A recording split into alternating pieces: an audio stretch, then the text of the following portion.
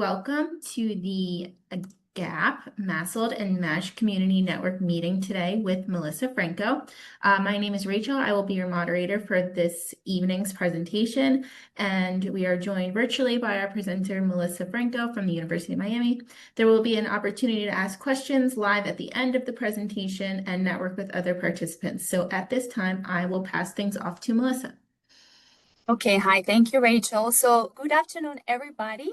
I'd like to welcome you and thank you for joining today's GAP MASLD MASH presentation.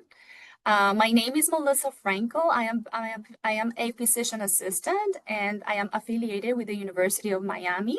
I've been doing hepatology for quite some years, mostly outpatient. I'm going to show you this QR code to register for this meeting, and I'm going to give it a couple of seconds so you could register.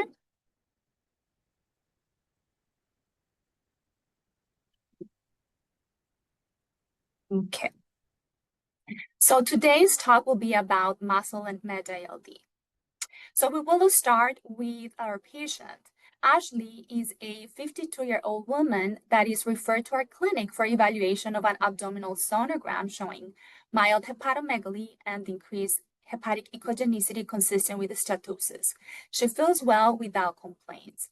We see that she is overweight. Her BMI is 29. Her medical history is significant for polycystic ovarian syndrome. She has hypertension, dyslipidemia. She drinks an average of 2 glasses of wine per day. On physical exam, she has a smooth, non-tender liver edge. And her medications include amlodipine, atorvastatin, multivitamins, and milk thistle. Of course, patients with fatty liver, remember, we have to lower cardiovascular risk, so patient is on atorvastatin. So here are her vitals. She has a borderline blood pressure of 140/78.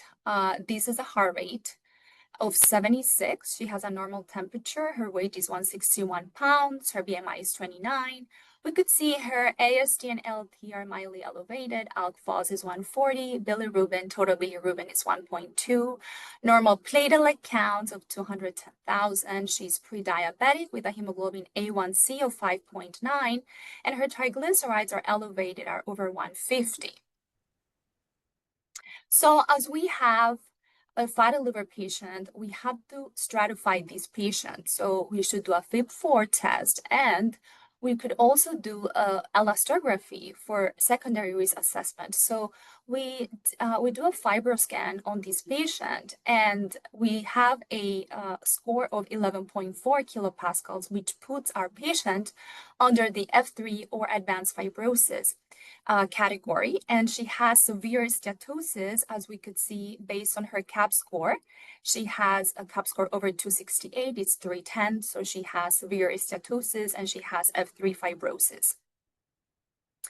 So let's go over steatotic liver disease. As we see here, this is an overarching terms with many subcategories. We're gonna focus on the MetALD, but I'm gonna review the basic MASLD and MASH nomenclature. As we know, this was changed from the NASH and NAFLD nomenclature. MASLD, metabolic dysfunction associated steatotic liver disease, is presence of steatosis on imaging, ultrasound, CT, or MRI in patients that have cardiometabolic risk factors. You have to have 1 out of 5 cardiometabolic risk factors. And MASH, or metabolic dysfunction associated steatohepatitis, are this group of patients with fatty liver that progress. About 20 to 25% of these patients will progress, and these are the ones that will have fibrosis and that could end up having cirrhosis because of fibrosis progression. So today we're going to focus on the MetALD, which are this group of patients that have MASLD, but also have increased alcohol intake. So as we could see here, it's very important that we stratify patients, that we know how much alcohol. We need to inquire and ask patients how much alcohol they drink per day or per week. So moderate alcohol use is defined as more than 20 grams per day in female, consumption of more than 20 grams per day in female, and more than 30 grams per day in male. Or if you do the calculation on a weekly basis, more than 140 grams per week in female and more than 210 grams per week in male. If patients drink more than that, then these patients are going to fall under the MetALD category. However, if they drink more than 350 grams per week in female or more than 420 grams per week in male, this is going to tip your patient towards the alcoholic liver disease spectrum.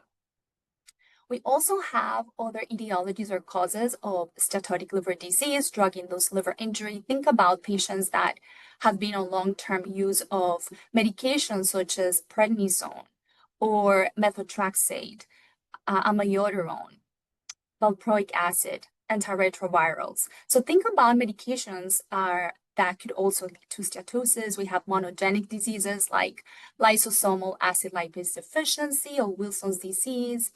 All other miscellaneous causes like hepatitis C, genotype 3, malnutrition, and celiac disease could also lead to steatosis. And sometimes we don't know the cause, so we just call it cryptogenic steatotic liver disease. So equivalences between alcohol beverages. As we see here, this slide was taken from rethinkingdrinking.gov, and we see that we have to familiarize ourselves with the amount of alcohol, the amount of grams that patients drink per week. So this is to give you an idea that every alcoholic beverage here has different alcohol content. For example, 5 ounces of table wine has 14 grams of alcohol. So all these drinks equal to 14 grams of alcohol, but they have different alcohol content percentages. So it's very important that you familiarize yourself with what is 14 grams of alcohol so you could ask your patient. Key pathogenic mechanisms in dual etiology. So as we could see here, as described by Diaz in the Nature Reviews of GI and Hepatology that was published in 2023, MASLD risk factors like insulin resistance, diabetes, obesity, unhealthy food, sedentary lifestyle, genetic susceptibility, and alcohol use, they all amplify liver inflammation, fibrosis, and progression to advanced liver disease. Alcohol liver disease disrupts the intestinal microbiome by disrupting the gut-liver axis, by increasing intestinal permeability and dysbiosis, allowing for translocation of microbial products into the portal circulation, stimulating hepatic inflammation. There is an inflammatory response that leads to activation of immune cells like chemokine upregulator, neutrophil-mediated activities, and macrophage activation. So they all add up and add to accelerate fibrosis and disease progression in these patients. Drivers of liver disease. As we see here, if we take into account disease drivers such as cardiometabolic risk factors, obesity, diabetes, prediabetes, dyslipidemia, hypertension, and genetic susceptibility, along with alcohol use, we see that when patients drink, if they drink more, if they increase alcohol intake, you see that the risk for hepatic decompensation goes up. So if you look at the top portion, patients that have different degree of fibrosis, they already have 5-year risk for decompensation, right? So if you have a patient that is F3, this patient has a 5-year risk of decompensation, 5 to 15%. However, if this patient drinks heavy amount of alcohol, more than 50 grams per female, more than 60 grams, you see the 5-year risk of decompensation goes up by 15 to 50%. So alcohol use in this group of patients will accelerate fibrosis progression and will increase the risk of decompensation. So alcohol use in these patients, I want to mention, patients with fatty liver disease, there is not a safe limit of alcohol use in these patients. Patients with steatosis, they shouldn't be drinking alcohol because this adds to disease progression. So detection of alcohol use with biomarkers. Of course, as clinicians, history taken is irreplaceable. So we have to take a very thorough history with our patients. We have to ask our patients how much alcohol they drink, how frequent they drink. Because alcohol is a driver for steatosis along with diabetes, obesity, and diet. We know that alcohol will worsen steatohepatitis and accelerate progression to cirrhosis. And we also have to get these objective measures of how much alcohol patients drink. We have to have these tests that objectively evaluates for alcohol intake in these patients. So there was an article by Stauffer that was published at the Journal of Hepatology in 2022, where they analyzed a group of patients. There was a total of 184 patients that were included, where alcohol was assessed by ethylglucuronide in the hair and the urine, as we could see. And this was compared to the Audit C questionnaire and the MCV, GDT, CDT, and NI. So I'm going to go over these. So the Audit C is a questionnaire. It stands for Alcohol Use Disorder Identification Test Consumption, that was created by the World Health Organization to help identify drinking behaviors. It has a minimum of score of 0 and a maximum score of 12. If you have a score of 5, this is a positive test.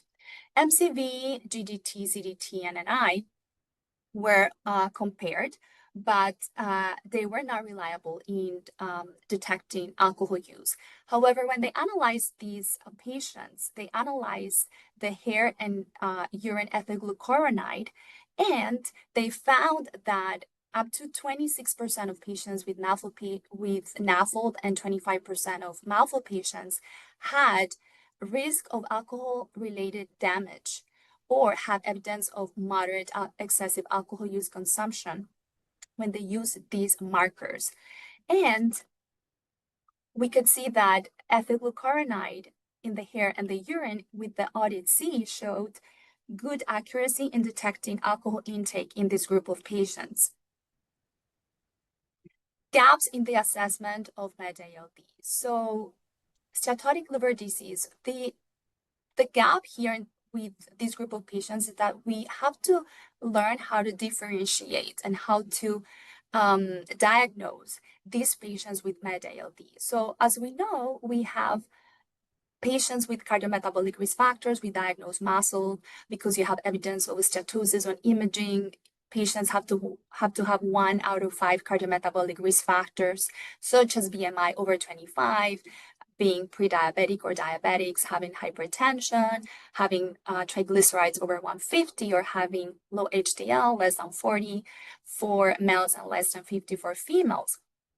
Keep in mind that if you have isolated hypertension or hypertriglyceridemia, that should raise a flag for alcohol use or undisclosed alcohol use, and you should be ordering a PEth test. And we're gonna go over that later on the effect of alcohol on hypertension and dyslipidemia.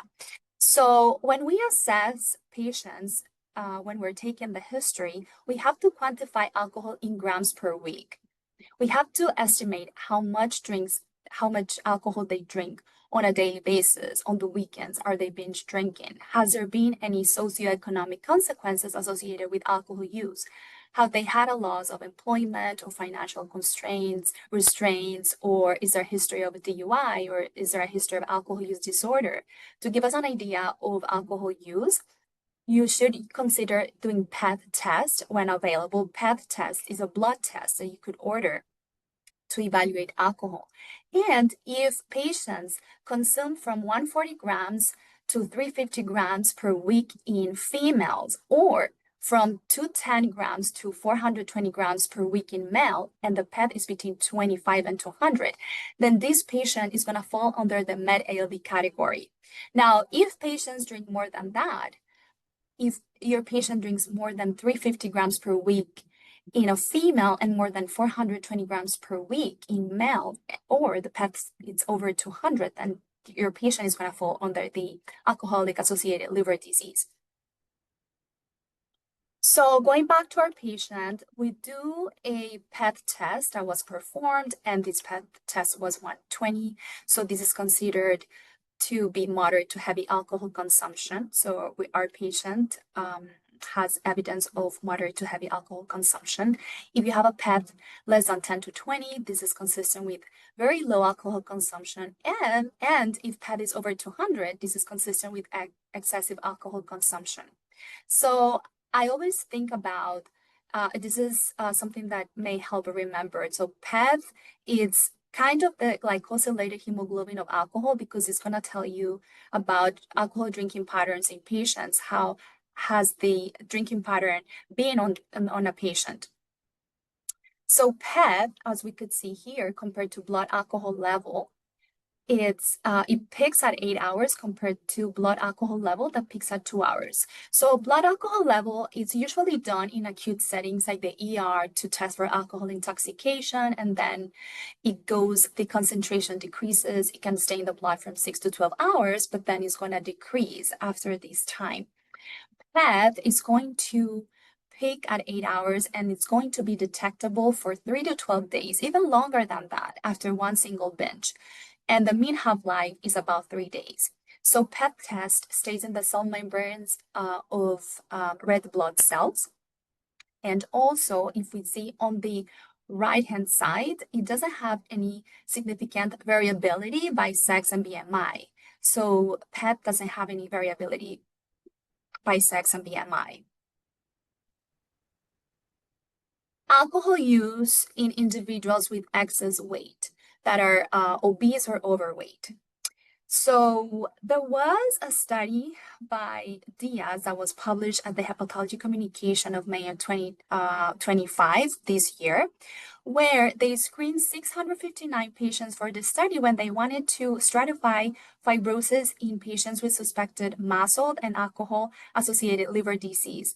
They enrolled about 617 patients. A lot of them did not qualify, as you could see here, didn't meet inclusion criteria. About 236 patients did not meet alcohol consumption criteria. So they ended up analyzing 97 patients that were overweight and obese with the current guidelines of using FIB-4 and elastography. And this test showed adequate performance in detecting significant fibrosis in patients with MetALD. In other words, so 15.7%, almost 16% of patients were at risk of MetALD. So this finding supports the application of current guidelines for MASLD to the MetALD population. So going back to our patient, her medical history is significant for hypertension and hyperlipidemia, so that it would also raise a flag about her alcohol intake, right? So relationship of alcohol and hypertension.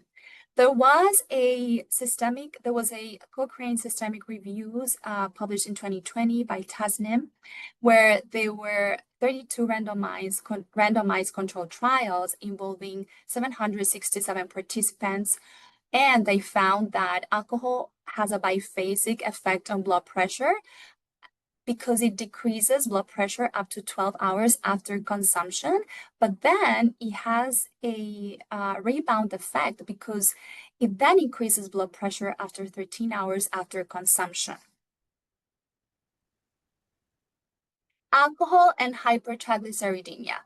So this is the result of studies done on the mean plasma triglyceride concentration over 10 hours after administration of 2 standard drinks of alcohol or water or placebo. So if we look at the first figure at the top, we have the patients with baseline hypertriglyceridemia, and then we have the bottom part are the patients without hypertriglyceridemia.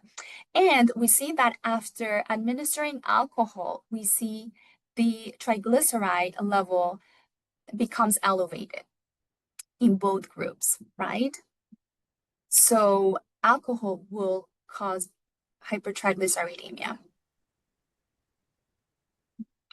So going back to our case, this patient, we know that she is a 52-year-old female. She has steatosis. We did risk stratification. She drinks alcohol, 2 glasses per day, of wine per day. She has evidence of F3 or advanced fibrosis or transient elastography with severe steatosis. We looked at her labs. Her PEth is 120, so she has evidence of moderate to moderate alcohol use. And what do we do next with this patient? What is her diagnosis? So her diagnosis is she has MASLD with predominant MetALD because of the amount of alcohol that she has on a daily basis. So what are some questions to answer for these patients? What are the current treatments for these patients? Are we going to recommend diet, exercise, and weight loss? Absolutely, because she has MASLD, and we know that we have to recommend lifestyle modifications, weight loss. So Mediterranean diet, has the best evidence across medical societies. We should recommend Mediterranean diet, exercise, at least 150 minutes of moderate intensity exercise per week. Also resistance training. This is going to work on a muscle, and this will improve insulin sensitivity. Also weight loss. From 7 to 10%, because this is going to reverse steatosis and can reverse fibrosis if they lose more than 10% of their body weight. Now, is she a candidate for resmetirom? That's a conversation you need to have with the patient, because she also drinks alcohol, but she has cardiometabolic risk factors. So I think she's a candidate for resmetirom. What are the recommendations regarding alcohol use in these patients? So these patients should probably stop alcohol, because this is going to accelerate fibrosis progression, and this is going to drive the risk. It is going to increase the risk for hepatic decompensation, right? And does she need HCC screening? So this is controversial because current guidelines, the MASLD guidelines, don't recommend screening for F3. However, you have to decide on a case-by-case basis, because every patient is different. I personally have seen cases of HCC in non-cirrhotic livers with F3 in clinical practice. So that's something that you should discuss with your patient. But yeah, for this patient, I would stop alcohol for sure. So what are the ideal MetALD definitions for clinical trials? So we should overcome underreport of alcohol use. We should standardize assessment of recent alcohol use and certify alcohol abstinence by using biomarkers, by using PEth test. If you want to evaluate your patient and see if the patient continues to drink alcohol or has been abstinent, ensure that disease drivers are present. Evaluate for more than one cardiometabolic risk factors. Make sure that these cardiometabolic risk factors are currently being managed, making sure that blood pressure, cholesterol, blood sugar, weight are currently being managed.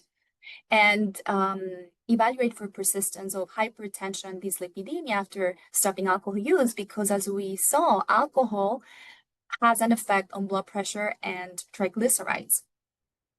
And consider exposure to risk factors during the last 6 to 12 months.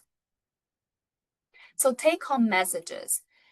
MetALD are this group of patients that have cardiometabolic risk factors and that drink between 140 and 350 grams of alcohol per week in females, and between 210 and 420 grams of alcohol per week in male.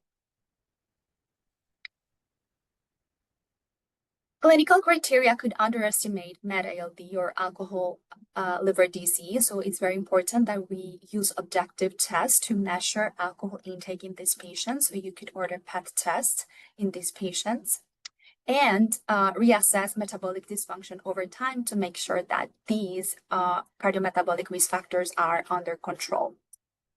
Consider adequate exposure to risk factors, and criteria for clinical research should facilitate an objective MetALD diagnosis, allowing comparisons among different sociocultural realities, so that these will improve diagnostic accuracy, reduce health disparities, ensure that the care is equitable and relevant for diverse populations.